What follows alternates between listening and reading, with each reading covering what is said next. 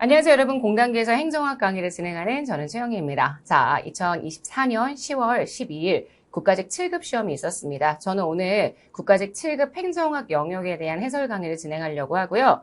올해 24년에 인사혁신처에서 출제했었던 행정학 시험, 바로 국가직 9급과 지방직 9급 시험이 있었는데 시험들이 전체적으로 다 어려웠죠. 그래서 많은 수험생들이 이번 국가직 7급도 굉장히 어려울 거야 라는 그런 예상들을 많이 하셨는데 이번에는 그 예상이 보기 좋게 빗나갔던 것 같습니다. 왜냐하면 문제가 좀 쉬웠어요. 그래서 합격자들의 예상 커트라인 이런 것들을 참 많이들 물어보시던데 아시겠지만 이 7급 시험은 소수의 인원을 뽑는 시험이고요. 행정학뿐만 아니라 나머지 여러 개의 과목들을 같이 봅니다. 커트라인이라는 게 어디 있겠어요. 그냥 제가 예상할 수 있는 건 합격자들의 평균 점수일 텐데 제가 생각했었던 점수가 조금 높은 편입니다.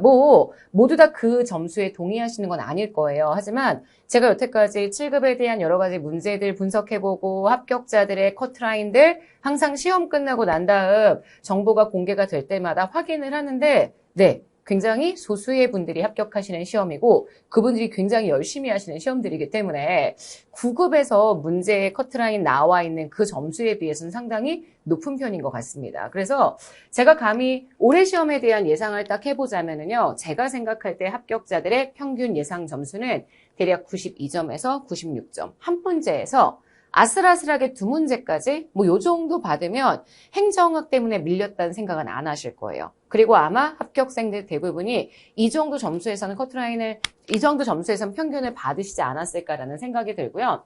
제가 생각하기에 이번 시험이 조금 쉬웠다고 느꼈던 이유는 일단 24년 국가직 지방직 시험에 비해서 법령 문제가 적었습니다. 국가직이나 지방직 시험은 법령을 진짜 상세하게 내가 법령을 샅샅이 훑어보지 않으면 풀 수 없을 만한 그런 종류의 문제들이 있었는데 이번 시험의 법령 문제들은 상대적으로 좀 평이했고요. 대부분 인사행정론의 국가공무원법이나 공직자윤리 관련 법령들에 집중이 되어 있다 보니까 아마 여러분들이 이전에 다른 기출문제에서도 보셨던 법령들이지 않았을까. 그래서 법령 문제가 좀 적어서 그것 때문에 평이하다는 느낌을 받았고요. 그 다음 두 번째, 지엽적인 이론이 확실히 작았습니다. 물론 여러분들 입장에서 7급 지방직의 지방자치론을 하지 않으신 분은 딜런의 법칙이라고 얘기하는 마지막 문제의 주제를 몰랐을 수도 있었을 것 같아요. 하지만 대부분 지방직 7급의 문제들을 같이 병행해서 보시고 지자론의 기출문제까지 함께 파악해서 분석하시는 경우들이 많기 때문에 이 정도 수준은 괜찮지 않았을까라는 생각이 들거든요. 사실 전체 주제에서 이건 진짜 지엽적이네? 이런 굉장히 한두 개의 선지는 있었을지 모르겠지만 문제 자체가 아예 듣도 보도 못한 그런 신규 이론들이 출제가 되는 그런 케이스가 좀 적어서 상대적으로 쉬웠다라는 느낌이 들었습니다. 물론 지방자치론이 좀 적용되는 문제가 어려워서 제가 생각하기에 가장 어려웠던 문제, 전 25번에 나왔던 딜런의 원칙, 요 문제가 좀 어려웠던 것 같고요. 정부 간 관계 이론도 기출문제 열심히 안 보셨던 분들이라면 조금 까다롭다고 느껴지지 않았을까. 저는 사실은 그렇게 생각 안 했었는데 23번 기출문제 이따가 얘기하겠지만 그게 조금 까다로웠던 것 같고요. 그 다음 지가고류. 근데 이거는 아시겠지만 논리적으로 잘 푸실 수 있었던 내용이었습니다. 피셋 하면서 많이들 연습하셨죠? 그 다음 우드워드의 기술 유형. 요거는 제가 수업 시간에 새행정학 3.0에 우드워드 얘기도 나왔었기 때문에 꼭 한번 언급해 드릴 거예요. 정리해서 보세요. 라고 말씀드렸던 부분이었는데 이번 문제 24번으로 단독 출제가 되었습니다. 이런 몇 가지 문제들을 빼고는 대부분 전반적으로 평이하게 볼 수 있었던 문제여서요. 해설도 좀 가벼운 느낌으로 진행할 수 있을 것 같습니다. 해설은 여러분들이 필요하신 것만큼 잘 들으시고 공부하는데 어떤 방식의 공부를 해야 할지 이런 측면으로 활용해 주시면 좋겠고요. 해설 말고 해설지가 카페를 통해 업로드 되어 있으니까 그것도 여러분들이 다운받아서 공부해 주시면 될 것 같습니다.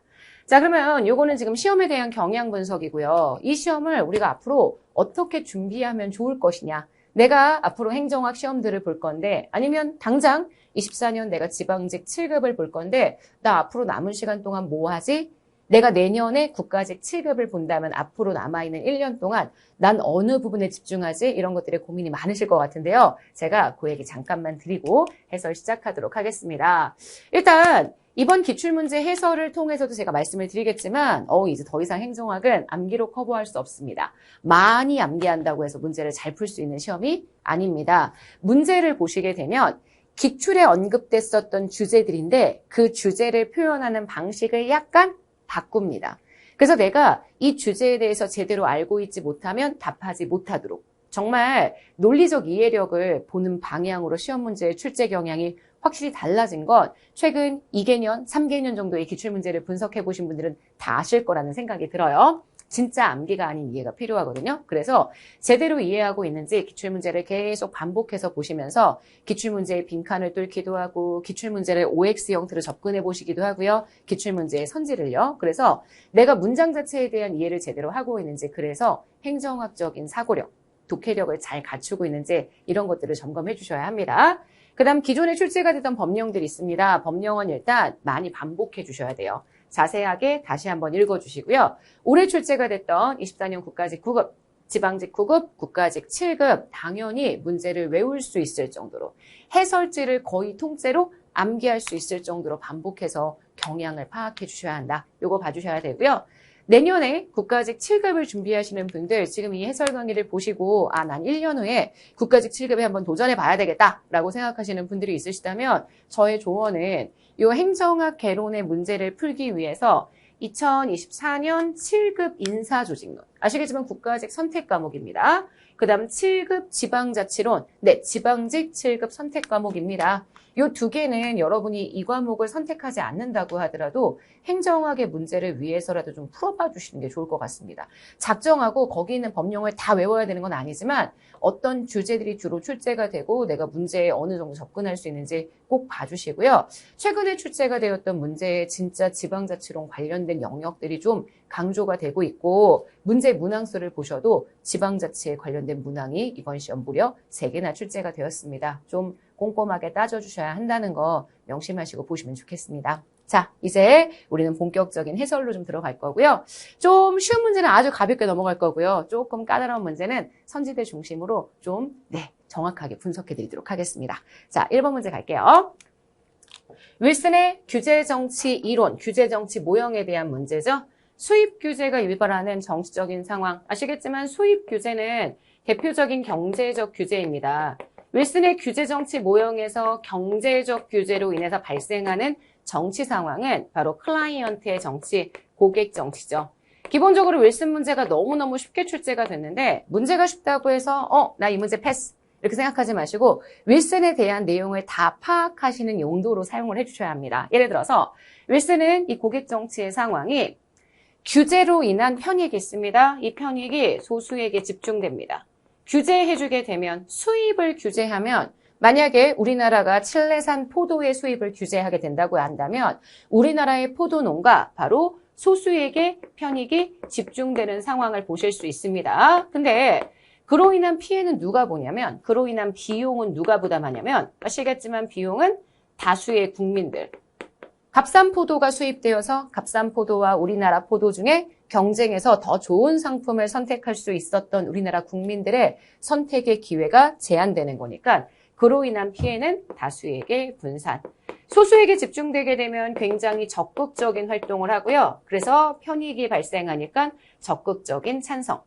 그 다음 다수에게 분산되면 소극적인 행동을 하죠. 소극적이기 때문에 비용에 대한 그러니까 요거는 규제에 대해서 반대하는 세력일 텐데 반대가 좀 적죠. 그러니까 찬성이 적극적으로 발생하는 정치 상황. 그래서 마치 지금 이익 집단이 이 규제를 의뢰한 사람처럼 클라이언트처럼 여기서의 고객은 제가 항상 클라이언트를 설명하는 표현이라고 말씀을 드렸습니다. 그런 상황처럼 정치가 발생하기 때문에 여기 지금 보시는 게 고객 정치. 정답 3번이죠.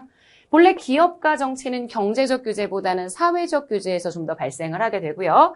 기업가 정치는 되게 극심한 반대 로비를 핵심으로 가지고 있다고 본다면 고객 정치는 찬성 로비가 핵심이다. 이렇게 생각해서 정리해 주시면 쉽다고 얘기를 했습니다. 자, 윌슨 아마 다 맞았을 거라고 전 생각을 하고 있는데 문제의 정답은 일단 3번입니다. 1장에 정부 규제에 관련된 내용으로 출제가 되었던 문제고요. 1장의 규제 파트 문제는 이 문제 말고 뒤에 또 있습니다. 올해 규제 파트에 관련된 문제가 2문제나 출제가 되었어요. 규제 잘 정리하고 넘어가 주셔야 합니다.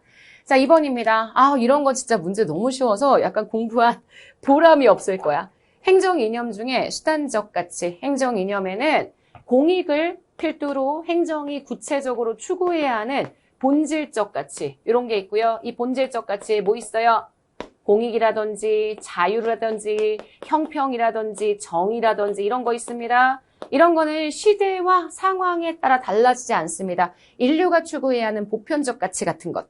이런 것들의 본질적 가치라고 얘기한다면 시대적으로 요구되는 수단적 가치들이 있죠. 그래서 아시겠지만 합법성도 있었고요. 그 다음 능률성도 있었고요. 민주성도 있었습니다. 합리성도 있었고요. 효과성도 있었고요. 가외성도 있었고요. 네, 이게 다 뭐예요? 행정이 시기별로 요구했었던 가치, 바로 수단적 가치고 전체 내용 중에 수단적 가치로만 연결된 건 지금 보시는 4번 되는 거 보실 수 있죠? 그래서 2번의 정답은 4번입니다. 지금 보시면 이 공익성은 본질 가치고요. 여기도 마찬가지로 공익성, 본질 가치입니다. 형평성, 요것도요, 본질 가치고요. 요것도 본질 가치겠네요, 그러면. 자, 지금 보시면 다 본질 가치들이요, 조금씩 들어가 있어서 나머지 것들은 정답이 될 수가 없습니다. 자, 이번의 정답은 그래서 4번입니다. 자, 3번 갈게요. 자, 재무행정 파트의 예산의 원칙. 최근에 예산 원칙 문제가 좀 출제 빈도가 적었었는데 이번에 출제가 되었습니다. 그것도 굉장히 평이한 형태로 출제가 되었죠. 예산의 원칙은 일단 원칙 내용을 당연히 알고 계셔야 되고 그 원칙에 해당하는 예외를 좀 두 문자를 섞어서 암기해 주시면 조금 더 빠르게 문제를 풀 수 있습니다. 통일성의 원칙 아시겠지만 모든 수입은 일단 국고로 통일되었다가 그 이후에 지출이 시작되어야 한다. 특정 수입이 특정 지출을 감당하지 않도록 해줘야 한다. 이게 통일성의 원칙이고 이 통일성 원칙의 예외가 목수, 특기 기억하시죠? 목적세가 대표적인 예외이기 때문에 지금 보시는 1번 맞는 선지. 단일성의 원칙은 예산이 딱 하나의 예산으로 편성되어야 한다는 원칙이기 때문에 지금 본예산, 그죠? 우리가 얘기하는 본예산의 일반 회계를 뺀 나머지 장부들을 쓴다. 그러면 단일성의 원칙에서 벗어난다고 얘기를 해줄 수가 있죠. 그래서 단추, 특기 이렇게 얘기합니다. 단추, 단은 특기 제가 이렇게 얘기했어요. 추가 경정 예산, 특별회계 기급 이들이 예외죠. 맞는 선지입니다. 자, 완전성의 원칙을 모든 수입과 모든 지출은 예산의 계상 모두 다 리스트업 시켜야 한다는 원칙이고요. 다른 말로 예산 총계주의라고 얘기하기도 하죠. 우리나라 국가재정법에서는 이 완전성의 원칙의 예시를 현물 출자, 차관 전대, 전대차관, 그 다음 수입 대체 경비, 완현차수라고 얘기합니다. 전대차관 알고 계시죠? 그래서 요거는 지금 예산의 완전성 원칙의 예외가 될 거고요. 그 다음 네 번째, 사전 의결의 원칙. 의회의 의결을 얻어야지만, 미리 의회의 의결을 얻어야지만 예산을 쓸 수 있다. 이게 사전 의결인데 여러분 아시겠지만 예산의 이용, 입법 과목 사이의 융통입니다. 예산의 이용은 국회의 의결을 반드시 받아서 이용해야 하기 때문에 지금 보시는 사전 의결의 원칙의 예외가 될 수가 없습니다. 오히려 이용이라고 이야기한다면 보통 질적인 한정성, 예산의 용도를 제한해야 한다라고 얘기하는 질적인 한정성의 대표적인 예외가 된다. 요건 알고 계시죠? 자, 그래서 여러분 지금 보시는 문제의 정답 몇 번? 4번 됩니다. 자, 그러면 우리는 4번으로 넘어가도록 하겠습니다. 자, 다음과 같은 특징이 나타나는 정책 네트워크의 유형. 문제는 너무 쉽죠. 너무 쉬운데 이렇게 최근에 행정학 문제들이 이런 패턴의 문제들이 나오기 시작했다는 거 요건 좀 익혀주셔야 합니다. 확실히 문제의 패턴이 약간 수능형으로 논리적인 사고, 문제에 대한 독해 해석 능력을 강조하는 방향으로 변화하고 있습니다. 상대적으로 1번부터 3번까지는 단순 암기형 문제, 단순 단답형의 선지들로 구성이 되어 있던 예전의 행정학 개론 기출 경향이었다고 한다면 이런 건 지금 현재 제시문을 주고 이에 대해서 분석할 수 있게 만들어주는 최근의 트렌드 문제라고 얘기할 수 있죠. 문제의 정답은 너무 쉬워요. 아시겠지만 하위 정부 모형, 의회 상임위원회, 분과위원회, 그죠? 의회의 의원들, 그 다음 행정부처, 그 다음 이익집단, 이들이 형성한 정책 네트워크고 이 네트워크는 자율성과 안정성이 비교적 높고 철의 삼각과 거의 동일한 의미로 사용된다. 바로 하위정부 모형이죠. 문제는 너무 쉬운데요. 이렇게 여러 개의 개념을 두고 그 개념에 해당하는 내용을 정확하게 알고 있는지 물어보는 형태의 문제, 요거 잘 대응해 주셔야 하고, 7급을 준비하시는 분들은 여기에서 정답 2번 이러고 땡 하지 마시고요. 협력적 거버넌스가 뭐지? 거버넌스는 아시겠지만 구성원들 사이의 협치입니다. 이 거버넌스가 굉장히 갈등적인 속성을 가질 때도 있고요. 협력적인 속성을 가질 때도 있거든요. 말 그대로예요. 여러 거버넌스 협치의 주체들이 참여를 할 텐데 그들이 공동의 목표를 달성하기 위해서 서로 협력하고 참여하고 이런 형태의 거버넌스, 대화, 타협 이런 것들을 강조하는 형태의 거버넌스, 우리 이런 거버넌스를 협력적 거버넌스라고 표현을 하는데 사실 협력적 거버넌스란 단어가 어려운 단어는 아니잖아요. 하지만 이 단어의 의미를 내가 그냥 대충 알고 있는지 아니면 정확하게 알고 있는지 요거는 굉장히 중요한 부분입니다. 왜냐면 협력적 거버넌스만 가지고도요 문제가 나올 수 있거든요. 그러니까 여기 나와 있는 주제들 최소한 7급 공부하시는 분들은요 신규 주제들의 소스들을 이런 문제가 출제하고 있었던 선지들 중심으로 꼭 다시 한번 연습해 보실 필요가 있습니다. 해설지에 제가 정답에 관련된 내용뿐만 아니라 이러한 개념들 상세하게 내용 설명해 놨으니까 그거 참고해서 정리 좀 해주시면 좋을 것 같아요. 당연히 여러분의 기본서에서 내용을 확인해 주셔도 좋고요. 자, 4번의 정답은 그래서 2번입니다. 자, 5번입니다. 우리나라의 행정통제 방법 중에 행정부 내부 통제. 아시겠지만 통제는 내부 통제, 외부 통제, 행정부 내부에서 이루어지는 통제냐 아니면 외부에서 나타나게 되는 통제냐 그리고 그 통제가 국가기관에 의해서 이루어지는 공식적인 형태의 통제냐 아니면 국가기관이 아닌 국민들 혹은 국가기관 이외의 다른 집단들 이들에 의해서 이루어지는 비공식적 통제냐 제가 이렇게 내용들을 구분하셔야 된다라고 이야기했습니다. 뭐 문제는 너무 쉬워요. 아시겠지만 감사원은 행정부 내부에 있는 조직입니다. 대통령 소속의 헌법상 독립기구죠. 헌법에 감사원의 설치를 보장하고 있습니다. 하지만 중앙선거관리위원회나 헌법재판소처럼 별도의 기구는 아니기 때문에 감사원은 행정부 내부기구로 보셔야 되고요. 그래서 내부적인 통제이자 공식적인 국가기관에 의한 통제. 감사원은 회계 검사만 진행하는 게 아니고요. 아시겠지만 공무원의 직무 감찰도 진행을 합니다. 그래서 국민감사 청구를 해주게 되면 그때 감사원에 청구를 하게 되죠. 어쨌든 그래서 내부적인 통제의 방법에 해당하기 때문에 지금 이게 맞는 선지고요. 헌법재판소가 위헌법률 심판할 수 있죠. 요거는 헌법재판소라는 외부의 독립된 헌법기구 이들이 공식적으로 통제하는 방법이고요. 국회가 국무위원, 보통 장관들을 이야기하죠. 장관에 대한 탄핵 소추를 의결할 수 있습니다. 자, 요거는 외부적인 통제, 마찬가지로 공식적인 제도에 의한 통제고요. 지방자치단체가 주민 참여 예산 제도를 진행하죠. 당연히 지방자치단체에서 주민들이 예산에 참여하는 과정을 통해 지방자치단체의 행정사무들을 통제한다고 이야기를 한다면 이건 주민에 의한 외부적인 통제이자 국가기관에 의해서 이루어지는 공식적 통제의 방법으로 비공식적 통제, 국민에 의한 통제가 나타나는 방법이다. 이렇게 생각해 주시면 됩니다. 보통 공식적 통제는 국가기관을 통한 통제라고 이야기해 줄 수 있습니다. 주민참여예산제도는 법에 명시되어 있는 제도이기 때문에 공식적인 느낌도 약간 있지만 사실 국민들에 의해서, 주민들에 의해서 그 통제가 이루어지게 된다면은 비공식적인 성격 역시 함께 가지고 있다. 이렇게 정리를 해주시면 될 것 같습니다. 일단 해설지에는 비공식적 통제의 방법이라고 얘기했습니다. 왜? 주민들에 의해서 통제가 이루어지기 때문이죠. 자, 그래서 여러분 지금 보시는 5번 정답은 1번입니다. 자, 6번 갈게요. 정치행정이원론에 대한 설명. 네, 아시겠지만 정치행정이원론은 미국 정치 행정학 역사를 쭉 살펴보면 총 3번에 걸쳐서 나타납니다. 일단 맨 첫 번째 정말 초기 정치행정이원론은 아시겠지만 1883년 펜들턴법 통과가 되고요. 가필드의 암살, 엽간주의의 폐해를 극복하는 과정에서 초기 미국의 행정이 성립이 되었을 때, 미국의 행정학이라는 학문이 성립이 되었을 때 정치와 분리시킨 독자적인 행정 연구가 필요하다. 그때 한번 나타났고요. 그 다음 1940년대에서 60년대까지는 행태주의 시기, 그때는 정치행정의 새 이원론. 1980년 이후입니다.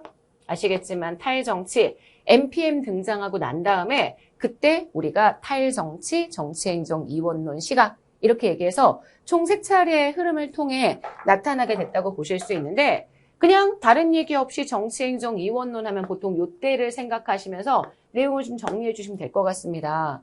지금 1번 뭐라고 했느냐? 네. 사실 이때의 정치행정이원론, 행정개혁운동 이런 거 등장했었던 이유는 역관주의의 폐단. 이게 제일 큽니다. 역관주의의 폐단을 극복하기 위한 반역관주의, 안티스폴 시스템 이렇게 얘기했죠? 네. 이거의 움직임에 따라 대두가 되었습니다. 81년도에 가피드 대통령이 암살을 당합니다. 1881년이에요. 이 문제들을 여러 가지 개혁하고 해결하기 위한 83년 펜들턴법, 그 다음 이 펜들턴법의 내용을 논리적으로 좀 지지하기 위한, 논리적으로 만들어주기 위한 그때의 논문, 행정의 연구, 윌슨의 행정의 연구, 최초의 행정학 논문, 요게 87년. 그래서 이 1년의 움직임이 모두 다 결국 역관주의의 문제들을 극복하기 위한 과정을 통해 등장했기 때문에 1번은 맞는 선지고요. 2번. 그래서 부패한 정치로부터, 그죠? 역관주의가 가져온 게 바로 이거잖아. 정치가 너무 부패했어요. 이걸로부터 행정을 분리시켜야 돼요. 맞습니다. 그래서 행정의 분리를 주장했습니다. 행정의 정책 형성 기능이라고 얘기한다면 행정이 가치 판단을 한다는 거잖아요. 행정이 지금 입법부가 하는 정치 과정, 다시요. 정치는 가치를 판단하는 과정입니다. 이 가치를 판단하는 과정에 기능을 강화한다? 아니죠. 그래서 지금 보시는 정책 형성 기능은 오히려 좀 약화시키고 행정은 뭘 해야 되느냐? 정치는 가치를 판단하는 건 일단 정치가 하니까 우리는 행정은 뭐만? 사실의 집행 위주로 정리를 하자. 이렇게 얘기했던 게 지금 보시는 정치행정이원론의 특징이기 때문에 3번 X. 4번 윌슨은 행정이 일종의 관리, 경영, 사실 집행의 영역이에요. 가치를 판단하는 영역이 아닙니다. 그래서 가치로부터 분리를 좀 시켜서 사실 집행에 포커스를 맞춰야 한다. 왜? 그래야 정치와 분리가 될 수 있으니까. 그래서 6번 문제의 정답이 되는 건 지금 보시는 것처럼 3번 됩니다. 괜찮죠? 사실 1번부터 6번까지의 문제들은 진짜 전반적으로 평이해서 아마 문제의 정확도도 되게 좋았을 거지만 속도도 굉장히 빨랐을 거라고 생각을 합니다. 자, 7번 문제에 들어가도록 하겠습니다. 자, 7번 문제는 아시겠지만 아마 여러분들이 이 지각의 오류 이거 어디 나오는 거지? 이런 고민을 하셨을 것 같은데 이거는 근평, 근무성적 평가 사장에 들어가 있죠. 인사행정 파트의 근무성적 평정. 그때 다양한 평정 기법들을 소개하고 그 평정에서 발생하는 평정 오류에 대한 이야기들을 진행을 하는데요. 거기에 관련된 문제입니다. 사실 대조효과라든지 후광효과는 공부를 아주 열심히 안 하신 분들도 우리가 알고 있는 오류의 내용으로 아마 기억을 하실 거고요. 투사나 기대성 착오는 배우신 분들도 있고 안 배우신 분들도 있을 것 같아요. 하지만 지금 여기 나와 있는 이 제시문의 내용을 보시면 이런 걸 투사라고 얘기하지 않나? 약간 상식으로 접근하시면 좋을 것 같다는 생각도 제가 들었었습니다. 여러분이 피셋 준비하면서 다양한 글에 대한 추론 같은 것들을 연습을 하셨을 텐데 지금 그런 연습들을 좀 하셨으면 이런 걸 투사라고 부른다라는 건 좀 아실 수 있지 않을까라는 생각이 들거든요. 그래서 저는 이 문제가 약간 생소한 느낌을 줄 수 있는 문제라고는 판단을 했지만 이 문제를 틀리진 않았을 거라고 그렇게 감히 예상을 해봤습니다. 제가 이번에 합격자의 평균 점수를 대략 96점에서 92점으로 봤었던 것도 바로 이런 이유 때문입니다. 문제가 조금 낯설 수 있었겠지만 근데 답을 못 찾을 정도는 아니었어. 약간 이런 거죠. 자, 공격적인 성격의 소유자가 내가 공격적이잖아. 남도 공격적일 거라고 예상해. 노조 대표와 관리층의 대표가 만약에 자신의 불신 감정을 다른 집단에게로 전가해 지금 노사협상을 통해서 여러 가지 협상들을 진행을 하고 있는데 만약에 노동자의 대표가 지금 노조의 대표가 관리층의 대표를 믿지 않아. 그럼 뭐라고 생각하냐면 내가 저 사람 믿지 않는 것처럼 저 사람 역시 나를 믿지 않을 거야 라고 전가하거든요. 우리 이런 걸 뭐라고 하냐면 요걸 투사효과라고 얘기합니다. 그래서 정답은 2번이에요. 자, 대도효과는 아시죠? 평정자가 평정 대상을 다른 평정 대상과 비교합니다. 그래서 얘가 절대적으로 잘했는지 못했는지를 판단하는 게 아니라 다른 애와 비교해서 판단을 해주게 된다면 이게 대조효과. 만약에 진짜 잘하는 애하고 맨날 비교당해서 판단이 된다면 나도 잘하는데 나보다 더 잘하는 애 때문에 평정 점수가 박할 수 있죠. 자, 호강효과. 하나의 평정 요소가 형성 요소에 대한 평가가 다른 요소에도 영향을 주게 되면 우리가 그걸 후광효과라고 얘기하죠. 기대성 착오, 제가 해설제도 써놨지만 기대하는 것으로 착오가 발생을 합니다. 그래서 그림이 있어. 어떤 대가의 그림과 고등학생의 그림이 있어. 만약에 똑같은 그림을 대가의 그림이라고 얘기하고 평가하게 만들어. 그러면 사람들이 오, 대가니까 그림을 엄청 잘 그릴 거야. 굉장히 네, 좋게 평가하고 그냥 이거는 사실은 일반 고등학생의 평가야. 그러기 때문에 고등학생의 그림이라고 생각하고 똑같은 그림을 박하게 평가할 수 있죠. 최근에 넷플릭스에서 엄청 유행했던 흑백요리사 보시면은요, 안대를 가리고 누구의 요리인지 모르게끔 하고 시식을 하잖아요. 왜? 기대성 착오를 최대한 줄이기 위해서이다. 이렇게 얘기할 수 있습니다. 어쨌든 중요한 건 7번 이 문제가 설명하고 있는 내용은 2번 투사에 대한 내용이다. 이렇게 정리해 주시면 될 것 같아요. 자, 그 다음 들어갈까요? 8번 문제입니다. 자, 8번 문제는 이런 문제였어요. 신공공 관리론의 특징. 너무 많이 강조했던 내용이어서 아마 잘 푸시지 않았을까라는 생각을 했어요. 자, 성과에 의한 관리를 중시하고요. 결과물을 보죠. 그래서 그게 실제 시장에서 보여지는 고객 만족도와 같은 성과를 가져올 수 있느냐. 이걸 보고요. 신관리주의와 시장주의를 결합한 개념입니다. 시장 질서를 정부 부문에도 도입하자고 이야기를 하면서 가장 많이 이야기하는 게 바로 정부의 서비스에도 대가를 부여해야 한다. 그래서 정부의 서비스를 이용하는 그 수익자가 그에 대한 직접적인 대가를 부담해야 한다. 시장 원리에 따라서 거래가 되어야 한다. 이렇게 얘기하는 거죠. 그래서 지금 보시는 3번 맞습니다. 4번 분절화의 축소, 조직구조의 통합, 조정을 강조한다라고 얘기했는데 제가 신공공 관리론에 3가지의 핵심적인 키워드를 정리한 적이 있어요. 첫 번째는 뭔냐면 분절, 조직을 쪼갭니다. 그 다음 분권, 조직의 권한을 하급자에게 줍니다. 그리고 정부가 하고 있었던 여러 가지 개입, 특히 규제와 같은 개입 이런 걸 완화합니다. 이게 신공공 관리론의 특징이고 이렇게 해서 어떻게 하려고 하는 거냐면 작은 정부, 시장에 대해서 시장 대응성, 시장적인 원리에 대한 대응성이 강한 정부 이런 거 만들고자 하거든요. 그래서 분절화를 축소한다 이러시면 안 돼요. 분절화를 확대시킵니다.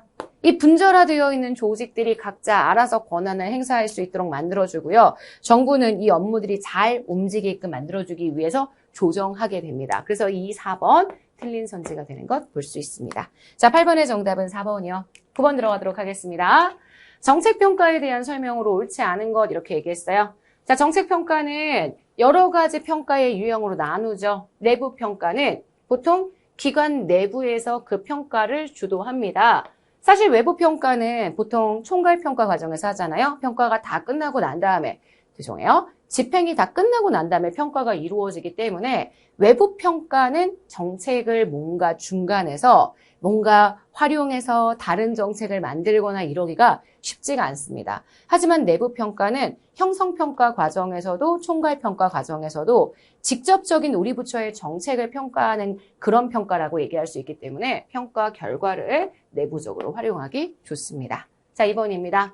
비용 편익 분석은 사실 정책을 평가하는 단계보다는 보통 정책을 분석하는 단계에서 이루어지는 평가죠. 정책 실행이 가져오게 되는 모든 비용과 편익을 화폐 단위로 계량해서 비교하는 방법입니다. 맞습니다. 자, 정책의 능률성을 측정하기에 좋아요. 맞죠? 비용 대비 편익이니까. 하지만 이게 사회적으로 얼마나 대응성을 갖고 있는지를 측정하기에는 상당히 어려울 거예요. 그래서 지금 보시는 2번 X입니다.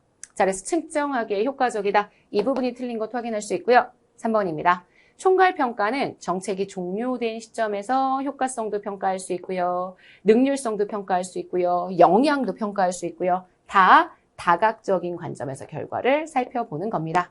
자, 평가 중에 평가성 사정 또는 평가성 검토. 본평가 들어가기 전에 미리 사전에 한번 평가를 검토하는 일종의 예비평가라고 얘기하죠. 그래서 본평가를 실시하기 전에 평가의 소망성, 실행 가능성 이런 것들을 개괄적으로 검토하게 되는 예비평가입니다. 문제의 정답은요? 네, 2번입니다. 자, 저희는 10번 문제 들어가도록 하겠습니다. 이 10번 문제 같은 거 보면서요. 매틀랜드란 학자가 누구지? 이러실 수 있어요. 이 사람은 통합론자입니다. 매틀랜드, 윈터, 이런 학자들 대표적인 통합론자들이고 사실 사바티어 모형이 워낙 통합론에서 중요하기 때문에 이들 학자에 대한 부분을 우리가 놓치는 경우들이 생기는데 사실 이거 말고도 문제를 풀 수 있는 방법이 진짜 많습니다. 자, 일단 1번부터 갈게요. 하향식 접근법을 우리는 후방 접근이라고 부르지 않습니다. 하향식 접근은 앞에서 끌고 가는 거기 때문에 바로 포워드 매핑, 선방 접근, 전방 접근 이렇게 표현하죠. 정책 집행 현장에서 집행 조직과 정책 사업 간의 상호작용을 중시한대요. 여러분 이거 아시겠지만 이거 전형적인 상향이고요. 법안의 적응적 집행에서 사용되는 표현입니다. 자, 그러면 이거는 현재 틀린 선지죠. 그래서 이 문장을 만약에 내가 옳게 고치고 싶다. 좀 가능하면 문제의 변형을 거의 안 하고 옳게 고친다. 그러면 여기를 뭐라고 바꿔주시면 되냐면 상향으로 바꿔주시면 됩니다. 이것도 상향 내용, 그 다음에 이것도 상향 내용이니까 일단 틀렸어요. 2번 상향적 접근은 집행 현장에서 발생하는 여러 가지 상황들을 포괄합니다. 그래서 정책이라는 게 집행 현장 상황을 잘 처리하는 것들 이렇게 얘기하는데 여기는 지금 뭐라고 했냐면 정책 결정의 결과물인 정책 목표를 달성하는 과정이라고 집행을 이해한대요. 그러면 이건 애초에 맨 처음 설정되었던 목표를 중심으로 정책이 집행되는 과정을 하향적으로 설명하는 그러한 내용이 되겠죠? 이거는 하향식의 접근에 대한 내용입니다. 그러면 일단 1번하고 2번 틀렸죠? 3번 매틀랜드라는 학자가 있죠. 매틀랜드라는 학자가 제가 수업하면서요. 올인원 과정에서 한번 정리를 한 적이 있었는데 정책의 집행 상황이 모호하냐 모호하지 않느냐. 그러니까 모호하다는 건 말 그대로 모호한 거잖아. 모호하냐 확실하냐. 정책의 목표가 모호한 편이냐 아니면 확실한 편이냐. 그리고 그 정책 집행으로 야기되는 갈등이 있느냐 갈등이 없느냐. 그래서 갈등이 있느냐 없느냐. 결국 이 두 가지의 조건으로 네 가지 비교를 하는 거죠. 몇 가지의 정책 모형. 네 가지의 정책 모형을 제시했습니다. 그래서 정책 목표의 모호성, 갈등의 개념을 활용해서 특정한 정책 상황을 네 가지로 구조화했다. 맞는 선지입니다. 요거는 기출에서 많이 언급됐던 건 아니었기 때문에 좀 낯설다고 느끼는 수험생들이 있었을 거예요. 하지만 기본서에 이미 있었던 내용인데다가 설사 3번을 몰랐다고 칩시다. 그러면 3번 세모 몰랐으니까 자 4번 나카무라 스모루드 관료적 기업가 정책의 결정자와 집행자 중에 누가 더 큰 역할을 하냐면 결정자보다 집행자가 훨씬 큰 역할. 집행자가 정책의 목표, 수단 모두 다 만들고 정책 결정자는 이 목표와 수단을 집행하기 위한 기술적인 지원해준다. 뭐 요 정도? 그래서 이 문장을 만약에 고쳐봤어. 그러면 관료적 기업가는 정책 결정자가 절대 개괄적인 정책을 결정하지 않는다. 결정자의 힘이 나타날 수가 없다.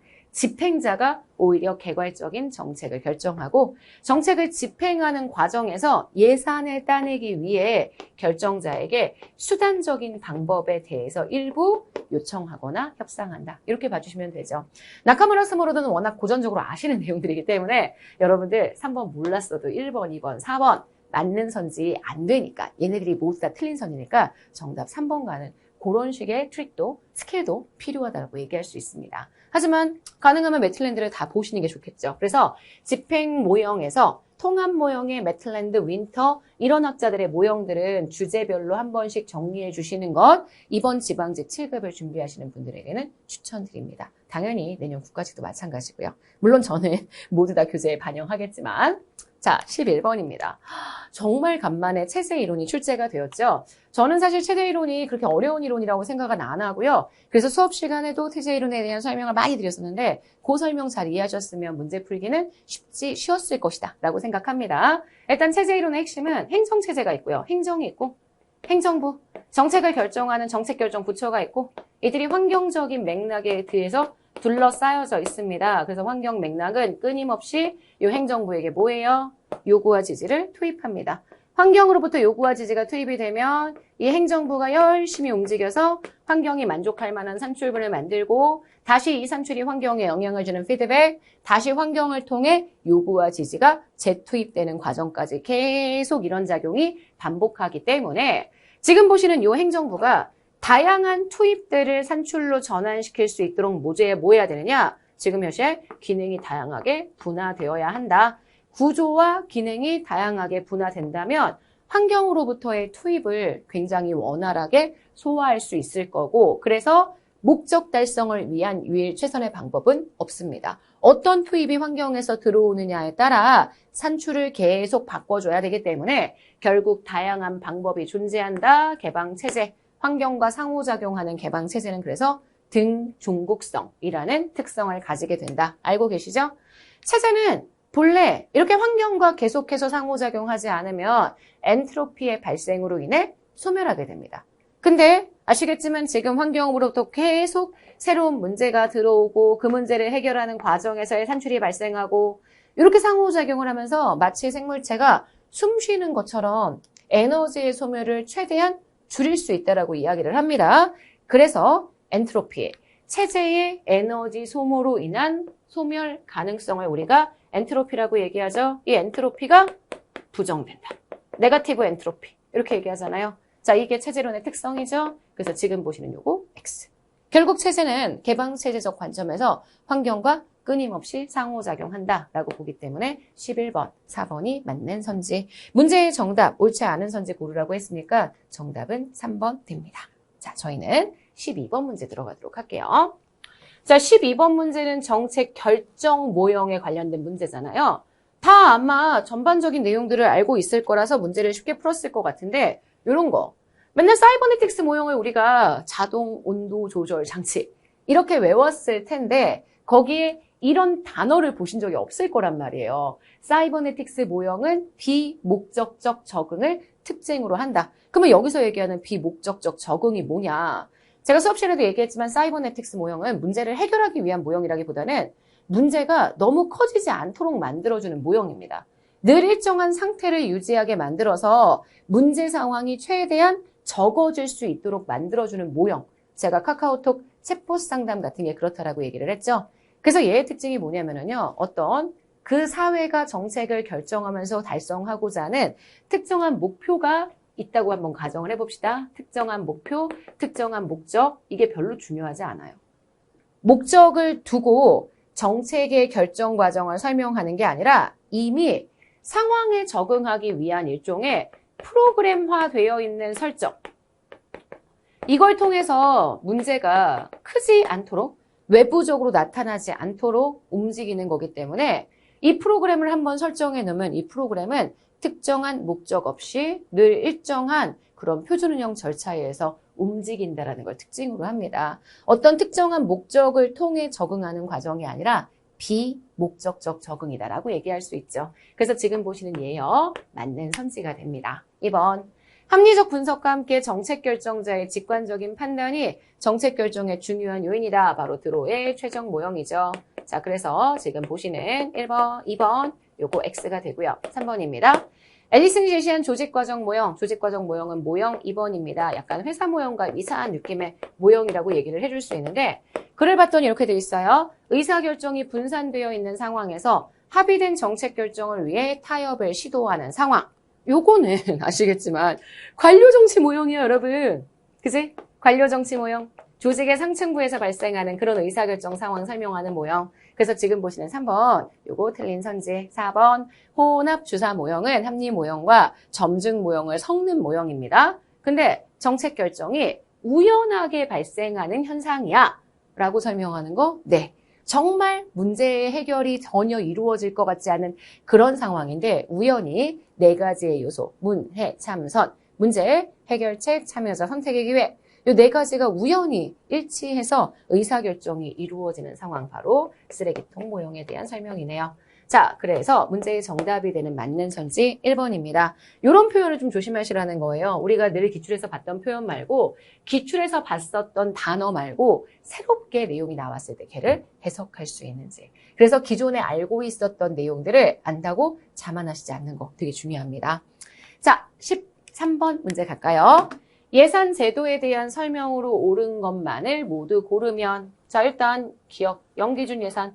연기준 예산은 일단 합리주의 기법의 단기적 기법이죠. 아시겠지만 모든 사업을 신규 사업이든 계속 사업이든 원점에서 재검토해서 분석하는 것. 이게 연기준 예산 제도의 특징이다라고 얘기할 수 있습니다. 그래서 이렇게 모든 사업을 원점에서 다시 검토하기 때문에 지금 사업을 한참 진행하고 있는 담당자들 우리 사업에 대한 평가 과정에서 약간 위협, 스트레스를 받게 된다라고 얘기할 수 있죠. 그죠? 지금 사업을 진행하고 있는 담당자들은 우리 사업이 시작을 했기 때문에 앞으로 계속 예산이 투입될 수 있을 거야 라는 기대를 할 수가 없습니다. 진행하고 있던 사업도 다시 1년이 지나면 원점에서 새롭게 그 사업의 타당성을 검토해야 되기 때문에 그러니까 당연히 위협을 느낄 수밖에 없겠지. 1번 맞고요.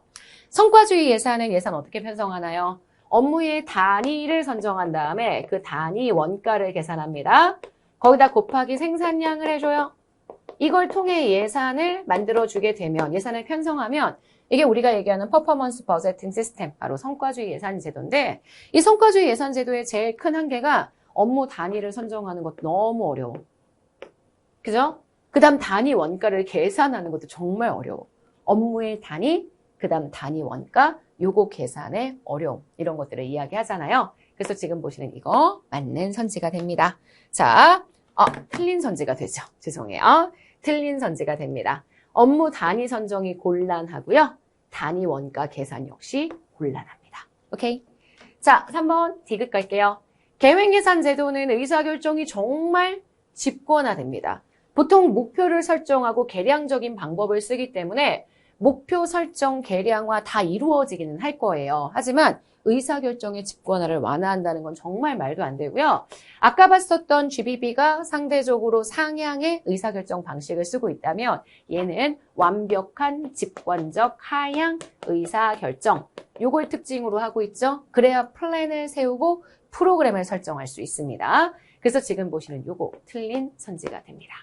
4번 품목별 예산제도. 1920년대 미국이 이 품목별 예산제도 립스, 라인 아이템 버제팅 시스템. 얘가 도입한 제일 큰 목적이 뭐예요? 예산의 낭비를 방지하기 위해서 반드시 예산을 허락받고 쓸 수 있도록 바로 행정부를 통제하기 위한 수단이었죠.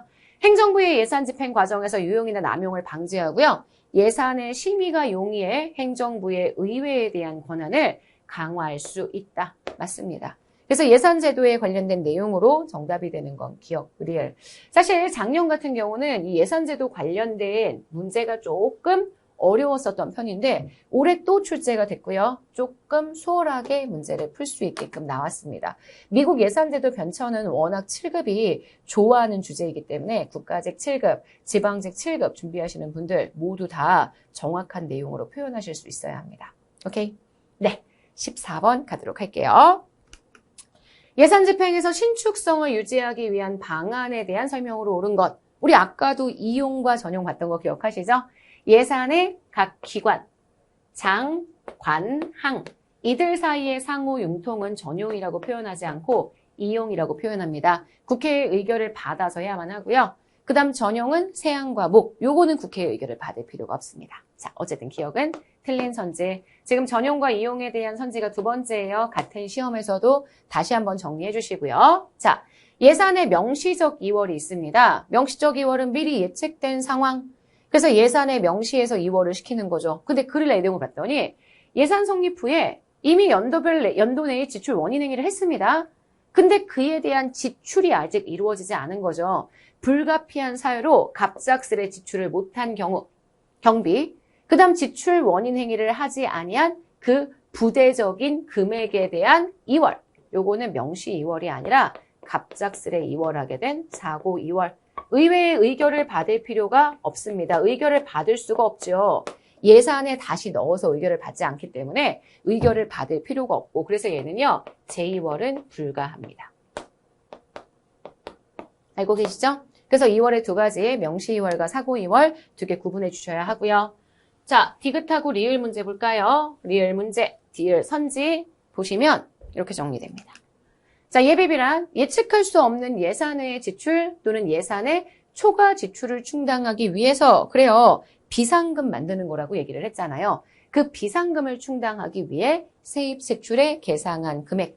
그래서 일반회계 예산의 100분의 1 범위 내에서 계상해야 한다라고 얘기할 수 있습니다. 맞습니다. 자, 리을입니다. 예산의 이체란 정부 조직 등에 관한 법령의 제정, 개정, 폐지로 인해 그 직무와 권한의 변동이 있을 때 예산도 이에 따라 변경하는 것을 말하고요. 자, 그래서 문제의 정답이 되는 것 디귿 리을 4번 됩니다. 자, 15번 들어가 보도록 하겠습니다. 이 문제는 답은 되게 쉬웠는데 지금 보시는 2번 선지, 3번 선지, 4번 선지 모두 다 지방자치단체의 사무 배분에 관한 원칙인데 그 원칙의 내용을 좀 상세하게 물어봤었던 선지여서 문제의 정답 1번은 너무 쉬워요. 기관 이임 사무는 단체에게 위임한 사무가 아니라 지방자치단체장이라는 기관에게 위임한 사무입니다. 지방자치단체에게 위임한 사무가 아니기 때문에 지금 보시는 1번, 요거는 X가 되는 것 확인하실 수 있고 2번부터 가볼게요. 우리가 일반적으로 이야기하는 효율성의 원칙이 뭐예요? 지방자치단체의 사무를 배분할 때 제가 해설지에도 내용들을 써놨지만 지방자치단체의 사무를 배분할 때 가장 최소의 비용으로 최대의 효과를 도모할 수 있는 그런 지방자치단체가 사무를 해야 한다는 원칙을 설명합니다. 보충성의 원칙에 따라 만약에 사무를 진행한다면 기초 먼저, 기초가 못하면 그 다음 광역, 광역이 못하면 그 다음 중앙 이렇게 진행이 되는 게 우리가 얘기하는 보충성의 원칙인데 이걸 받아들인다고 하더라도 특정한 사무는 사무에 따라 보다 넓은 지역을 담당하는 광역자치단체나 혹은 중앙정부가 1차적인 책임을 지고 처리하는 게 비용 대비 편익의 입장에서 봤을 때에는 훨씬 효율적일 수 있다. 이걸 포함하는 원칙이거든요. 그래서 이 효율성의 원칙이 어찌 보면 보충성의 원칙과 약간 위배되는 느낌을 줄 수도 있죠. 이게 효율성의 원칙과 보충성의 원칙의 관계인데 선지가 이걸 설명하고 있는 거지. 2번 현재 맞는 선지가 되고요. 3번 포괄성의 원칙은 아시겠지만 사무를 포괄적으로 배분해야 한다는 겁니다. 지방자치단체가 특정한 사무를 처리하기 위해서는 그 사무와 관련된 나머지 다른 사무들도 함께 배분해야 한다는 걸 이야기하고요. 그래서 이 포괄성의 원칙은 결국 특정한 사무를 배분받은 지방자치단체가 모든 권한을 좀 포괄적으로 행사할 수 있어야 한다는 행사할 수 있어야 한다는 원칙이기 때문에 지방자치단체가 배분받은 사무에 대해서 약간 다른 지방자치단체가 간섭하지 않는. 다시 얘기해서 그들이 좀 배타적인 권한을 행사할 수 있도록 해야 한다라는 내용을 포괄한다. 네, 포괄성의 원칙을 단순히 외우면 안 되고요. 포괄성의 원칙의 기본 취지가 무엇이냐? 하나의 사무를 줄 때 그 사무 관련된 동종사무를 다 같이 줍니다. 그거는 그 지방자치단체가 그 사무 관련된 내용을 원활하게 자기 책임하에서 수행할 수 있도록 만들어주는 제도고 그러니까 다른 지방자치단체에 대해서는 배타적으로 그 권한을 행사할 수 있다는 내용을 포함할 수 있겠죠. 자치사무는 지방자치단체의 고유사무입니다. 스스로 책임과 분담으로 처리하는 게 원칙이고 중앙정부가 이걸 통제할 수 있는 것은 사후적인 감독이나 합법성에 대한 부분 이런 거 할 수 있습니다. 그래서 15번 문제의 정답은 1번입니다. 오케이? 네, 16번 바로 국가공무원법에 나와 있는 신문보장이나 징계에 관련된 내용입니다. 뭐 내용이 이렇게 어렵지 않아서요. 아마 잘 푸시지 않았을까. 이번에 이 인사행정 관련된 공무원법, 국가공무원법이나 공직윤리 관련된 법들 요게 좀 쉽게 출제가 되어서 전 상대적으로 평이했던 편이라고 생각하고 있습니다. 자, 1번.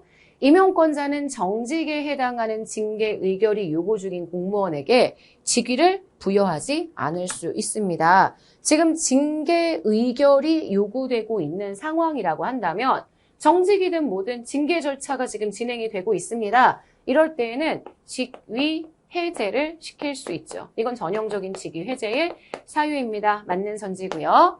정직은 중징계입니다. 그죠? 정직은 중징계죠.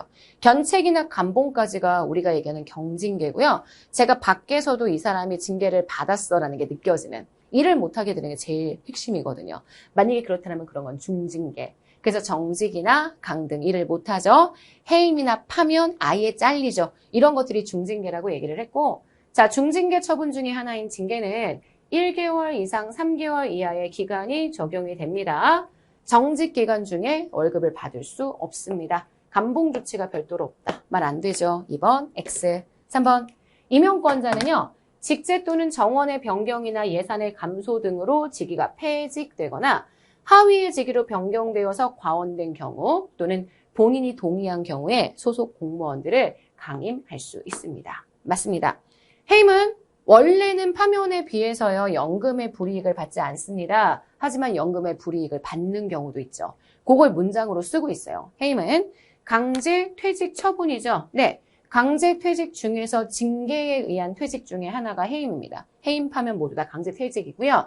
3년간 공무원의 임용이 제한됩니다. 본래 연금에 불이익이 없어야 하는데 만약에 요 조건, 예외죠. 금품, 향응, 수수, 공금, 횡령, 유용 이런 경우로 해임된 경우를 제외하고 그러니까 이런 경우라고 얘기한다면 연금이 감액될 수 있지만 이러한 경우를 제외한다면 퇴직연금 감액으로 인한 불이익이 없다라고 보셔야 합니다. 자, 그래서 16번 문제의 정답이 되는 건 2번입니다. 자, 17번 갈게요.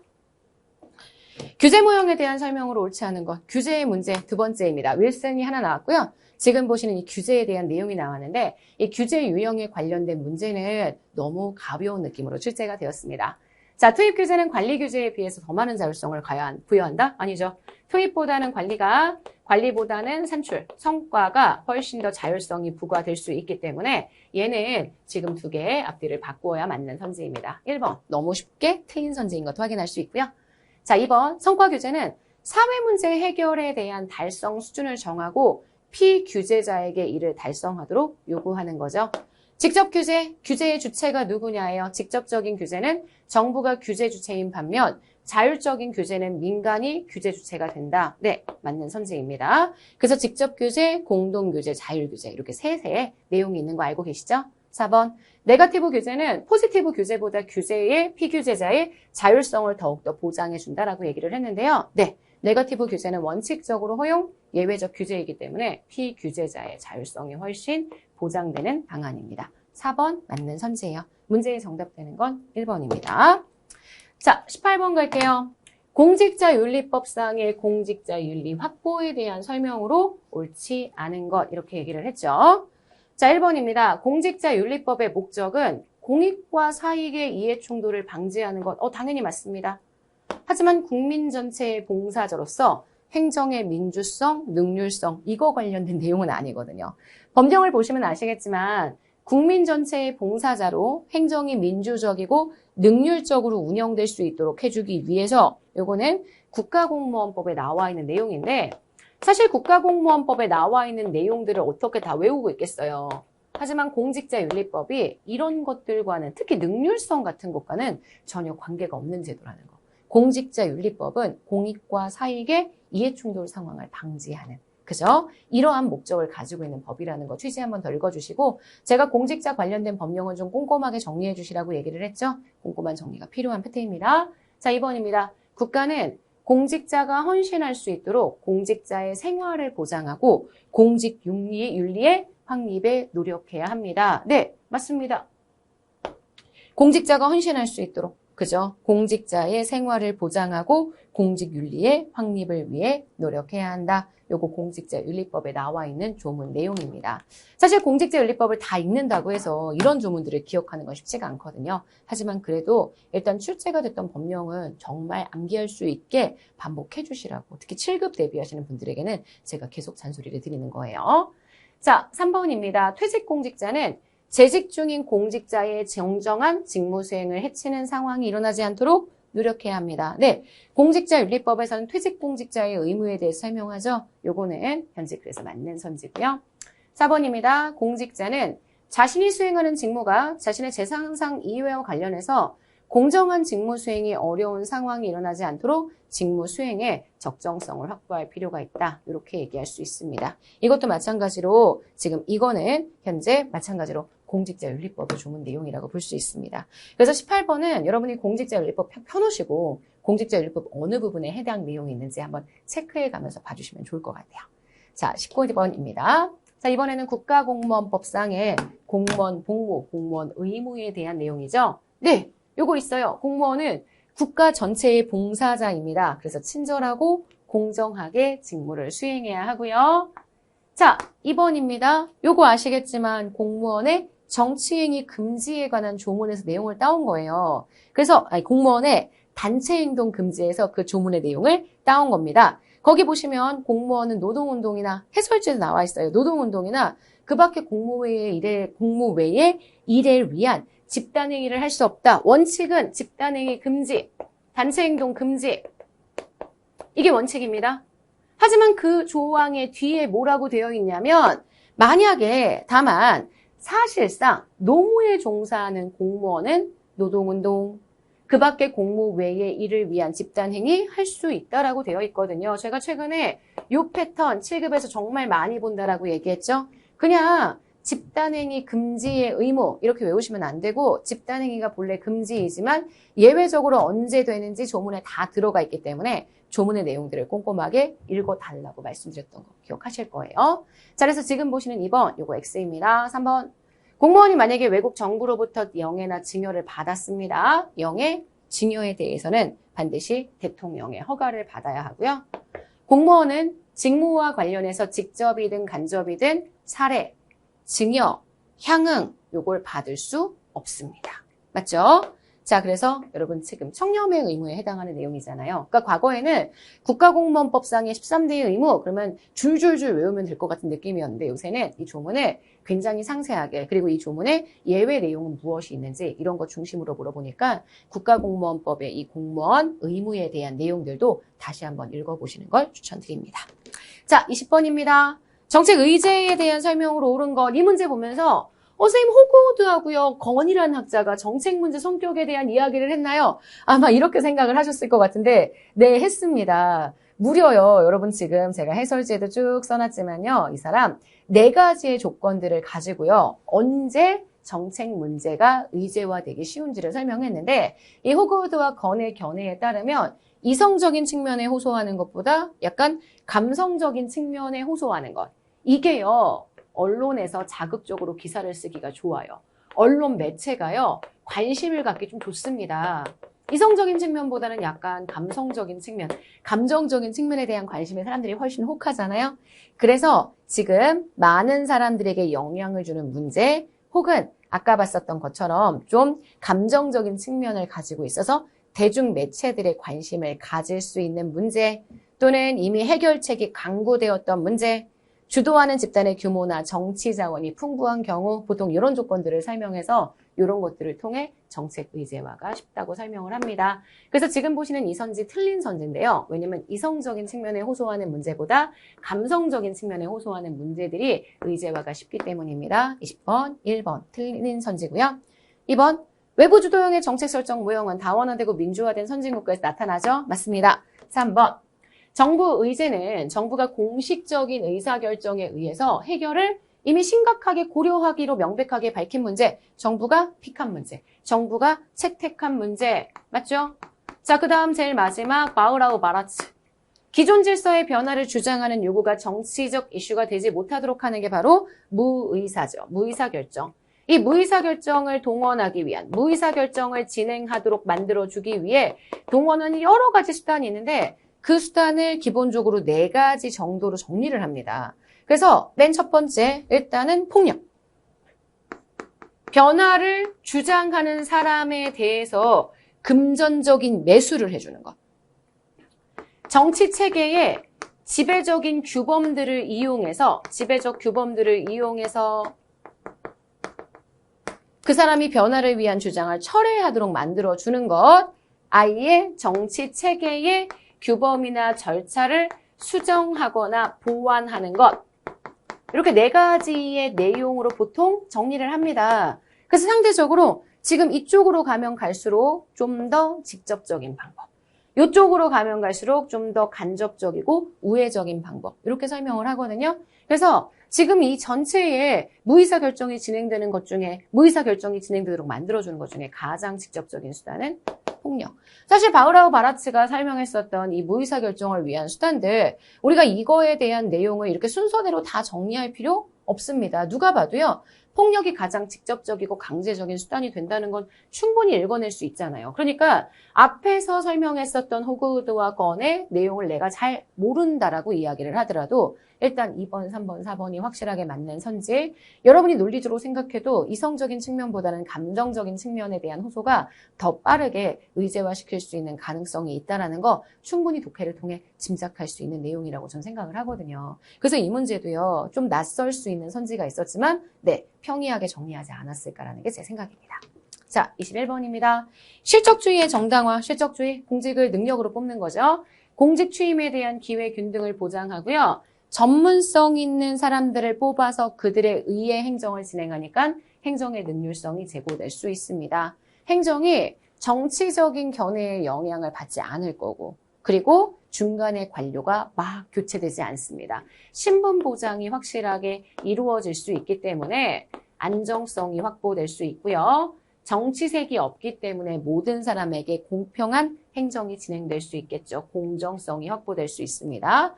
이러한 행정에 대한 민주적인 통제. 근데 실적주의의 제일 큰 문제가 뭐예요? 공무원들을 통제하지 못하는 것. 오히려 행정에 대한 민주적 통제가 강화되는 건 역관주의고요. 여러분 실적주의를 보실 때는 일단 이 실적주의의 특징을 역관주의랑 대비해서 생각하시면 편합니다. 원래 행정학이라는 게 하나의 개념은 어떠한 다른 개념들을 비판하거나 혹은 수정, 보완하면서 등장하는 경우들이 많기 때문에 실적주의 탄생의 배경이 되었던 역관주의의 폐, 요것과 비교해서 정리해 주시는 게 제일 좋습니다. 독해를 통해서 문제를 푸실 때에는 이 주제에 대한 문제의 선지들을 어떤 방법으로 해석하느냐 되게 중요한데 꼭 비교되고 있는 상대적 개념과 같이 더불어서 정리해 주시면 훨씬 편하게 문제를 보실 수 있을 거예요.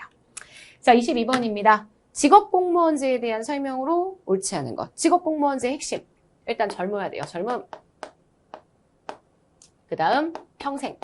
정년까지 보장해 주는 것. 이게 직업공무원제의 가장 핵심적인 특징이죠. 공무원의 직업의식을 고무시키는 시스템이며 공직에 대한 자부심과 일체감을 제고합니다. 네, 직업공무원제를 실시한 이유 제일 중요한 게 공직을 하나의 전문적 직업으로 생각할 수 있게 만들어주기 위한 목적이었다고 기억을 해주셔야 합니다. 그래서 직업의식을 고무시키는 시스템으로 직업공무원제의 내용을 보셔야 하기 때문에 직업의식을 고무시키는 시스템, 공직에 대한 자부심과 일체감 가질 수 있게 만들어주는 제도 이렇게 봐주셔야 되고요. 딱 보이시죠?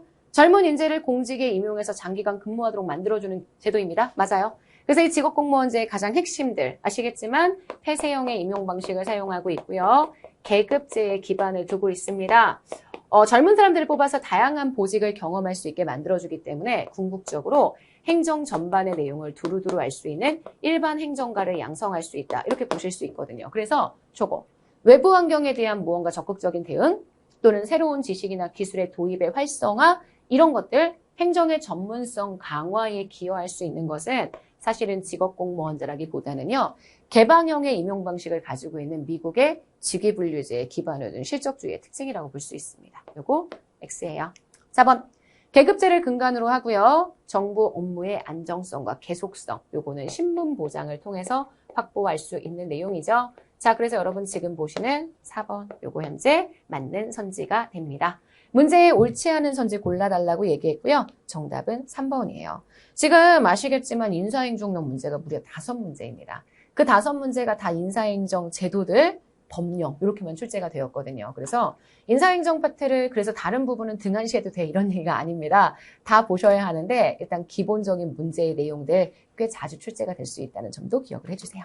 자, 23번입니다. 23번 요거는 작년도 기출문제를 좀 풀어보셨던 분들 그리고 지방자치론 기출문제를 좀 풀어보셨던 분들에게는 그리 어려운 내용은 아니었을 거예요. 하지만 만약에 모형을 좀 대충 봤어. 내가 라이트 모형 중심으로만 공부를 했거나 로즈는 상호 의존형만 있어 이렇게 얘기를 했으면 여러분이 문제 풀기 좀 힘들지 않았었을까라는 생각이 듭니다. 일단 앤더슨이라는 학자 모르셔도 돼요? 네, 좀 낯설어도 됩니다. 낯설어도 되는 학자예요. 1930년대에 미국 정부 간의 관계를 연구했던 대표적인 학자입니다. 근데 앤더슨뿐만 아니라 거의 대부분의 이 정부 간 관계 이론을 설명하는 학자들 미국은 특히 연방 체계 내에서 모든 계층 모든 형태의 정부 단위들 간에 일어나는 상호작용, 행위의 총체. 그래서 미국의 대부분의 학자는 연방, 그 다음 주, 그 다음 지방. 이 세세관계에 대한 얘기들을 되게 열심히 하기 때문에 여러분들이 7급 정도의 문제를 풀어보신다 그러면 그래 라이트의 모형, 우리가 얘기하는 중첩형, 분리형, 그 다음 중첩형, 분리형, 포괄형 이렇게 그냥 외우시는 그런 거 말고 기본적으로 연방과 주와 지방을 어떻게 버무려서 정리하고 있는지 이거 보셔야 되거든요.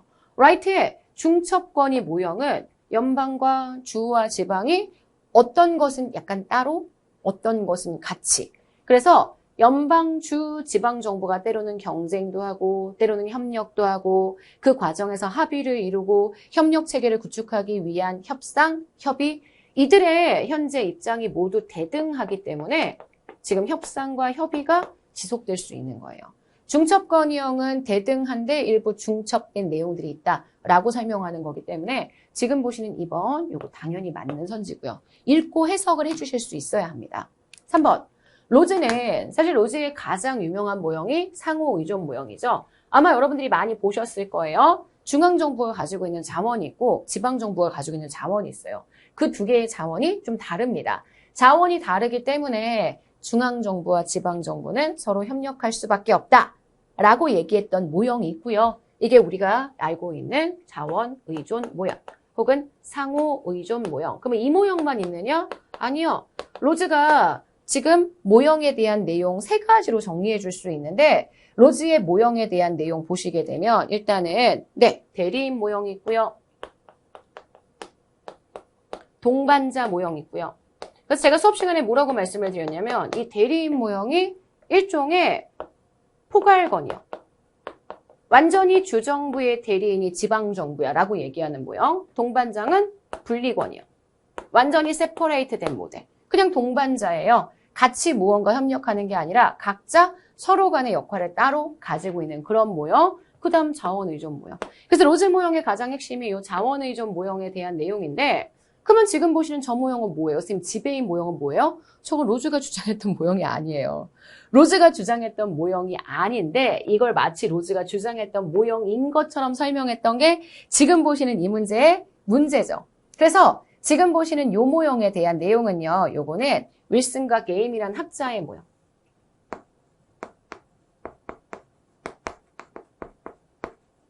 근데 윌슨과 게임은 사실 서울시 7급 지자론에 출제가 되었었던 적이 있었던 선지였거든요. 그래서 여러분들이 일단 이 윌슨과 게임의 모형을 그래 몰랐다 칩시다. 지금 여기서 얘기하는 지배인 모형 이걸 몰랐다 칩시다. 근데 로즈 모형은 최근에 굉장히 강조가 되었던 모형이기 때문에 제가 이 로즈 모형에 대한 얘기를 항상 하면서 상호 의존 모형, 자원 의존 모형만 있는 게 아니라 대리인 모형과 동반자 모형이 있다. 그래서 지금 이 로즈의 모형이 아닌 다른 모형이 어색하다. 이렇게 느껴져서 문제를 푸실 수 있었으면 좋겠다는 게 저의 생각이었거든요. 자, 일단 X입니다. 자, 4번 엘콕의 동반자 모형. 중앙정부와 지방정부 사이의 관계가 상호 협력적이고요. 이들 사이가 대등한 국정의 파트너로 설명하는 모형. 그래서 지금 보시는 4번 맞는 선지가 됩니다. 자, 문제의 정답이 되는 건 현재 3번이 되고요. 그래서 이 3번이 틀린 선지. 윌슨과 게인이라는 학자가 설명했었던 정부 간 관계 이론도 한 번 더 정리해 주셔야 될 것 같고 그건 제가 해설지의 내용들을 수록해놨습니다. 자, 23번 문제의 정답은 3번입니다. 자, 24번 갈게요. 우드워드라는 학자가 설명했었던 기술의 유형과 조직 구조에 관련된 내용인데요. 우드워드는 일단요. 정부가 사용하고 있는 기술의 유형을 조직이 사용하는 기술의 유형을 정말 맞춤형의 상품들을 생산하는 뭐라고 얘기하냐면 단위 소량 생산 기술. 완전히 고객의 딱 니즈에 맞는 그러한 제품들, 그걸 맞춤형으로 생산해주는 그런 형태의 기술이고요. 보통 맞춤 옷, 맞춤 양복점 뭐 이런 거 얘기하는데 그런 거. 단위 소량. 그래서 보통은 주문자, 맞춤, 제조 방식 이런 거 쓰는 거.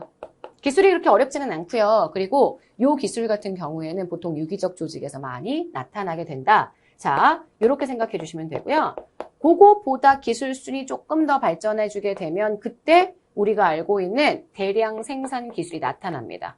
대량 생산 기술은 똑같은 물건을 공장에서 찍어내는 그런 형태의 기술이라고 얘기하기 때문에 우리가 일반적으로 얘기하는 관료제, 기계적 관료제에서 보통 사용되는 기술이라고 얘기할 수 있고 가장 어려운 기술이 바로 연속 공정 기술. 연속적인 공정 작업이 굉장히 많이 들어가는 형태의 기술이고 가장 난도가 높은 연속적으로 처리해야 하는 기술 수준들이 밀집되어 있는 그런 형태를 얘기해서 실제 이 우드워드는 정유라든지 화학이라든지 이러한 것들이 지금 보시는 연속 공정 생산 기술 이렇게 얘기를 하거든요. 이렇게 세 가지로 구분한 거예요. 결국 구분했던 기술, 제조업체의 생산 기술이 무엇이냐, 조직이 사용하는 기술을 그래서 어떻게 구분할 것이냐 이렇게 얘기하거든요. 그래서 대량 생산 기술은 우리가 알겠지만 대량 생산입니다. 당연히 공식적인 절차나 규칙을 따라서 관리를 하고요. 단위 소량 생산 기술은 아시겠지만 이렇게 관료제화되지 않습니다. 문서를 통한 의사소통은 좀 낮은 편이고요. 작업자들 간의 구도에 의한 의사소통이 많이 이루어집니다. 단위 소량 생산 기술은 대량 생산 기술 조직에 비해서 약간 조직이 유기적이라고 얘기했죠. 느슨한 조직 구조를 가지고 있고요. 조직의 수직적 분화, 계층화도 좀 낮다는 특성을 가지게 된다. 이렇게 볼 수 있습니다. 됐죠? 4번.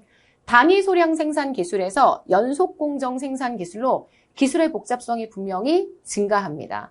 기술의 복잡성이 증가하면 증가할수록 관리하는 계층의 숫자가 우드워드는 더 늘어나야 한다라고 얘기를 했고요. 그래서 구성원 중에 관리자가 차지하는 비율이 증가한다라고 봤습니다. 그래서 문제 정답이 되는 건 4번인데 사실 우드워드 기술에서 여러분이 여기까지 상세한 거 못 봤어도 우드워드 기술 3가지 지금 보시는 요거 단위 소량, 대량 생산, 연속 공정 3가지가 나뉘어진다. 요것만 알고 계셨어도 글의 내용을 충분히 읽어가면 독해를 통해서 문제를 풀 수 있지 않았을까라는 생각이 듭니다. 그래서 여러분 지금 보시는 24번 정답이 되는 건 4번 됩니다. 자, 마지막 25번 딜런의 법칙, 딜런의 원칙 아시죠? 1860년 정도에 미국에서 한참 우리가 머신 폴리틱스라고 얘기를 하는데 중앙정부뿐만 아니라 지방정부에서도 여전히 엽관주의라는 폐단이 엄청 많이 발생했던 시기가 있습니다. 그 엽관주의로 인한 폐단을 극복하는 여러 가지 과정에서 나타났었던 일례의 원칙들이 있는데 그 중에 하나가 딜런의 원칙입니다. 요거는 중앙정부와 지방정부의 관계에 있어서 지방정부, 중앙정부, 연방정부하고는 상관없어요. 지방정부, 중앙정부, 미국의 주정부, 중앙정부가 아니고 주정부, 그죠? 지방정부, 주정부, 연방정부와의 관계가 아니라 주정부와 지방정부 사이의 관계에서 지방정부는 주정부를 절대 넘어설 수 없다. 지방정부는 주정부로부터 명시적으로 부여받았던, 명시적으로 위임받은 권한 이것만 행사할 수 있다. 그래서 지방의 현재 여러 가지 정치적인 것들을 주정부가 통제할 수 있다라고 얘기했었던 판결문의 내용입니다. 그래서 일반적으로요. 지방 분권보다 약간 중앙 집권을 강조했었던 내용이다. 우리가 이런 표현들을 쓰거든요. 근데 사실은 이러한 딜런의 원칙 같은 것들이 등장을 한 것도 다 당시 미국의 여러 가지 엽관주의의 폐해들을 극복하기 위한 과정에서 나타났었던 내용이라고 보실 수 있고요.